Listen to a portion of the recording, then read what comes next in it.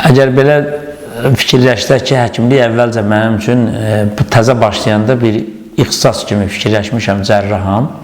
Amma müəyyən illərdən sonra artıq mənim həyat tərzimə çevrilib. Yəni mən səhər yuxudan duranda mən bilirəm məni xəstələr gözləyir, mən bilirəm onun içində ağır xəstələr də var, yüngül xəstələr. Bilirəm ki, bu mənim həyat tərzimdir. Mən artıq bundan yaxa qutara bilmərəm, çünki həkiməm mən. Xalqa lazımamsa bugün, xalqın mənə tələbatı varsa, deməli mənim həyat tərzimdir.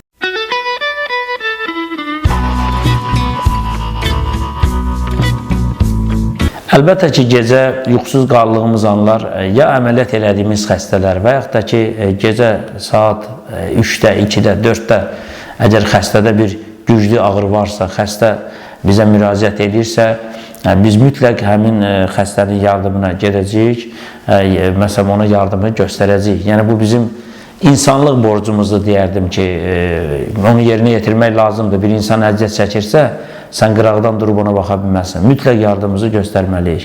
Yuxusuz da olsaq, ac da olsaq, susuz da olsaq, biz hər şəraitə baxmadan öz vəzifəmizi yerinə yetirməliyik.